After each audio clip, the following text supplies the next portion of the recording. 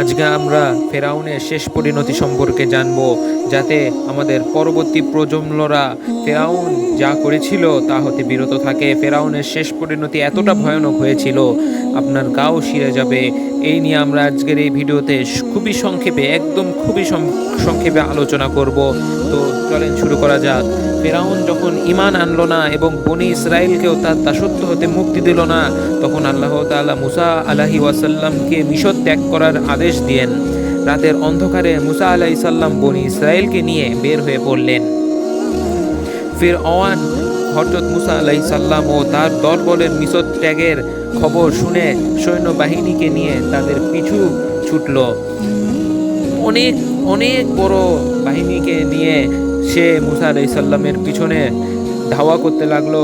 হযরত মুসা আলাইহিস সালাম তার দলবলকে নিয়ে লোহিত সাগরের তীরে এসে থমকে দাঁড়ালেন। অন্যদিকে ফিরআউন তার সেনাবাহিনী সহ তাদের খুব কাছাকাছি চলে এলো। তখন মুসা আলাইহিস সালামের অনুসারীরা ভয় পেয়ে গেল। মুসা আলাইহিস সালাম তাদের সান্ত্বনা দিয়ে বললেন, নিশ্চয় আমার রব, আমার আল্লাহ আমাদের পথ দেখাবেন। আল্লাহর নির্দেশে হযরত মুসা আলাইহিস সালামের তার কাছে থাকা লাঠি দ্বারা লোহিত সাগরে আঘাত করলেন। সাগরের পানি মধ্যে রাস্তা তৈরি হয়ে গেল। বনি ইসরায়েলের 12টি দলের জন্য 12টি পথ তৈরি হয়ে গেল। আল্লাহু আকবার, সুবহানাল্লাহ। আল্লাহর কত কুদরত, কত আল্লাহ তাআলা কত মহান। তখনই হযরত মুসা আলাইহিস সালাম ও তার অনুসারীরা নিরাপদে নদী অতিক্রম করলেন। ফিরাউন পিছু ধাও করতেছিল। ফিরাউন ও তার সেনাবাহিনী হযরত মুসা আলাইহিস সালাম ও তার অনুসারীদের সাগর পার হতে দেখে তাদের অনুসরণ করল। যখন তারা সাগরের মাঝামাঝি এসে পড়ল, ফিরাউনের দলবল যখন সাগরের মাঝামাঝি এসে পৌঁছলো, তৎক্ষণাৎ সাথে সাথে রাস্তা সাগরের পানিতে মিশে গেল। ফলে ফিরাউন তার দলবল সহ ডুবে মরল। ফিরাউন যখন মৃত্যুবরণ করে, তখন আল্লাহ তাআলার উপর সে ঈমান আনতে চেয়েছিল, কিন্তু আল্লাহ তাআলা বললেন, তোমার সময় শেষ। তোমাকে অনেক সুযোগ দিয়েছি।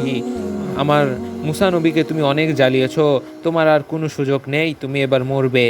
ফিরাউন কিন্তু একদম শেষ সময় আল্লাহর উপর এবং তার নবী মুসা আলাইহিস সালামের উপর ঈমান এনেছিল, কিন্তু তা আল্লাহর কাছে গ্রহণযোগ্য হয়নি এবং আল্লাহর নবীকে ধ্বংস করতে গিয়ে সে নিজেরাই ধ্বংস হয়ে গেল। আর এভাবেই সত্যের জয় হলো, ইসলামের জয় হলো। ইসলাম সবসময় এগিয়ে, ইসলাম সবসময় সত্যের ধর্ম। আল্লাহু আকবার। আমাদের আল্লাহ তাআলা ইসলাম এবং নবী রাসূলের বাণী যাতে আমরা সঠিকভাবে পালন করতে পারি সেই তৌফিক দিন, আমিন।